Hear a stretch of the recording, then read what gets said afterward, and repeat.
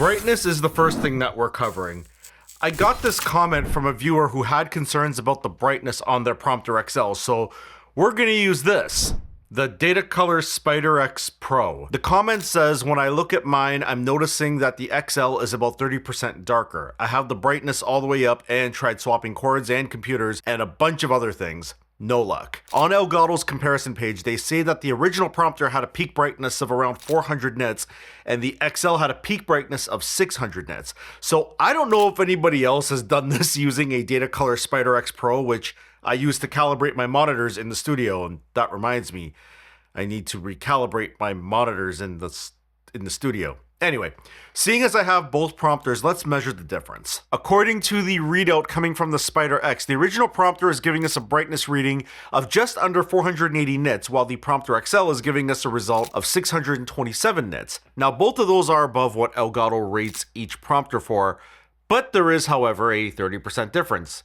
Unfortunately, this isn't the difference the user is mentioning here. That difference in this case is that Prompter XL is actually 30% brighter in my tests. Just double check that your brightness in display link is turned up when comparing the two prompters, and if this is the case, then maybe you have a defective unit and should contact Elgato customer service. I'm going to be referring to Elgato's comparison chart for a lot of this, so if you want to take a look for yourself, I'll put the link in the description. You just have to scroll all the way down the page to find it. And something that needs to be noted is that Elgato Prompter XL wants 15 watts of power versus the original Prompter, which will run at 4.5 watts. Now, in my testing, when I got the XL variant, it wouldn't even stay on if I gave it, say, 7.5 watts, which is annoying. Like, 4.5 watts is way more realistic if you're using a powered USB-C or Thunderbolt dock.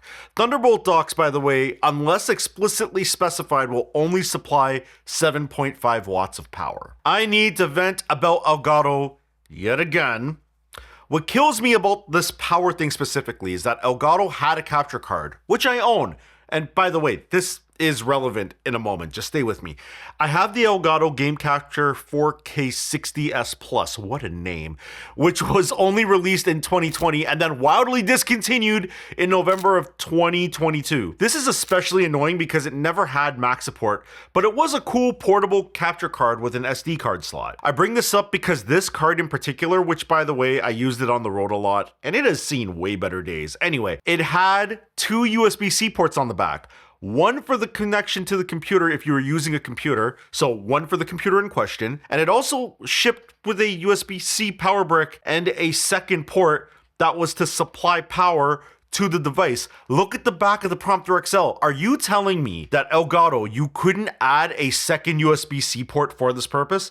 I could go on about the capture card, but you get my point. On the topic of USB-C, the original Prompter was spec'd to work with USB 3.0. Prompter XL wants at least USB 3.2 support. This is probably to accommodate the higher resolution support. The original Prompter can only display 1024 by 600, where Prompter XL can support 1920 by 1080p or full 1080p. And believe me, the extra real estate comes in very handy when you want to position your script or other elements you may want to display on Prompter XL. Another difference on the Prompter XL versus the original Prompter is how see-through the beam splitter glass actually is. I have a cage on my Panasonic Lumix S5 II, and there's locking screws on the cage to secure connected cables. With the old Prompter, it wasn't distracting, but I realized more and more that I have to tuck the cloth, the shroud, I have to tuck it so that it covers the locking screws. So either I have to get some electrical tape or something dark to block the reflection of those thumb screws, or cover it with the shroud cloth because it's making me mess up my script reads, and sometimes I swear I see the branding of my camera and the writing on my lens filter a lot more with this Prompter XL beam splitter glass. I mentioned the beam splitter glass, which is actually detachable for cleaning with the XL, but something I meant to mention in the last video, which I completely forgot about. If you watch that intro, there's a moment where I'm using a fan to dust off the Prompter glass and various pieces. This thing had a lot, and I mean a lot of dust, and it was brand new and unopened. It almost made me truly believe that these XL variants have been sitting in a warehouse for a very, very long time. And knowing that Harris Heller from Senpai Gaming had a prototype, I seriously wonder if this was the exact same as the production copies that we all purchased. I'm not one to mount stuff on cold shoe rails in the studio, but the full rail versus the 2 small cold shoe mounts from the original are going to be useful for some, say if you wanted to add lights or a boom mic. And the weight without anything attached to it is a whopping 6.6 pounds. Now I say whopping because the original Prompter was only 1.5 pounds. That's over 4 times the weight. And remember, you need to factor in your camera and any attached accessories to both the Prompter cold shoe rail and the camera itself. So get a decent tripod and avoid using a monopod. I actually did a project recently with someone and we had to swap out the monopod for a 3-legged tripod as we were getting some sway from the weird balance of the Prompter and camera. If you use the universal shroud or the backplate adapter with the cloth, one great thing is because the Prompter is so much bigger, you have room to manipulate your camera.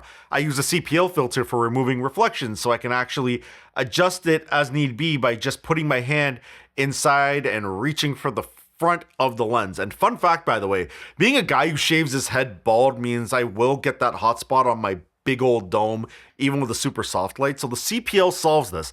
Shout out to Science for the life hack. One annoying thing for those who have Elgato Space Cam Pro is that the new Prompter XL doesn't ship with the backplate for it, where the original did, and obviously the original backplate won't be compatible with Prompter XL due to the sheer size difference of the frame versus the original Prompter.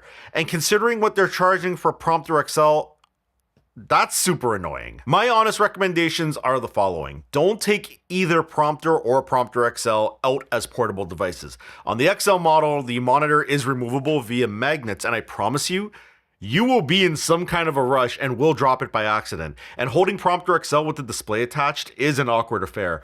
The original Prompter screen can also break very easily. So if you're really in the market for a portable monitor that's rugged, I've seen this one in person and thought it was built like a tank. This is the newer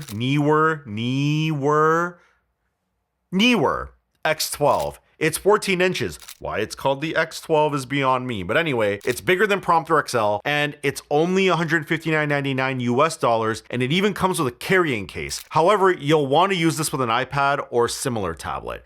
And this next part brings me back to the dead horse that's voice sync. If you really, and I mean really, want to rely on the scrolling technology using some kind of AI, PromptSmart Pro is great. Look, I've seen a few of the comments in the videos mentioning a web-based teleprompter called SpeakFlow.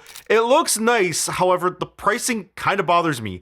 If you can't afford PromptSmart Pro yet and can live with the limitations like this user mentioned, then it's great. It's a great pricing option. The pricing model for their premium features, however, is my issue, because PromptSmart Pro on the App Store is priced at $29.99 in US, and yes, it says there's in-app purchases, but I've never ever bought them. On an Apple Silicon Mac with Elgato Prompter, it seems unnecessary to even bother with them. See for yourself. Again, I've never purchased the in-app subscription. I just paid a one-time payment years ago and have been using it with various prompters like this lower-end DeskView T3 that now lives in a drawer. If you are new to my videos on Elgato Prompter, I've got some other videos I've done on this topic, which I'm gonna pop up shortly. There's one in particular where you can learn how to get around the stupid voice sync feature that Elgato shipped in their Camera Hub software. It works especially well with an Apple Silicon Mac, but I also list some interesting workarounds for Intel Macs and even Windows machines, as long as you have an iPad. Check that video out if you haven't already. I'll pop it up right here. But in the meantime, my name is Sean, and this has been Tech Mixer, and I'm out. Peace.